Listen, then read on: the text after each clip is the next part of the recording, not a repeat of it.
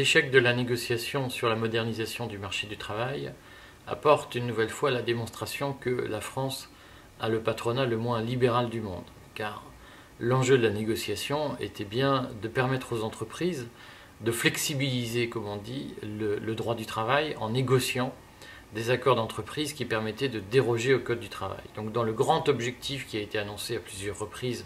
de lutter contre les rigidités du marché du travail en France, de simplifier le droit du travail, de diminuer le poids du Code du travail, la négociation, modernisation du marché du travail avait un enjeu majeur qui était de permettre aux entreprises de négocier des accords d'entreprise moins favorables que la loi. Mais pour ce faire, il fallait en effet doter les entreprises, toutes les entreprises, quelle que soit leur taille, d'institutions représentatives du personnel, qui étaient légitimes et capables de négocier des accords qui se seraient appliqués à l'ensemble des salariés dans l'entreprise.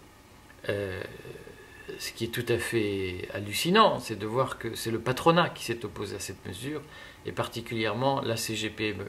La CGPME n'a jamais voulu entendre parler d'un renforcement de la représentation des salariés dans les entreprises, même en contrepartie d'une diminution du Code du travail.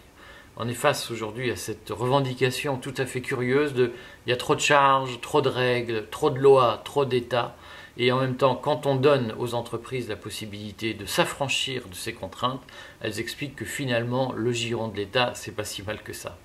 Cette injonction paradoxale a conduit à l'échec de la négociation et au passage historique à côté de la possibilité de libéraliser le marché du travail. Nous avons aujourd'hui en France cette situation extraordinaire où ce sont les patrons, les employeurs qui revendiquent d'une façon ou d'une autre le maintien dans un système de tutelle par l'État et le refus de la liberté du chef d'entreprise sur le droit du travail.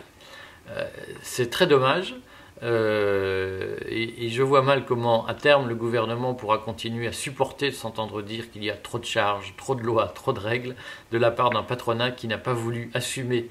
ses responsabilités et qui, en permanence, demande à l'État d'intervenir dans le jeu économique.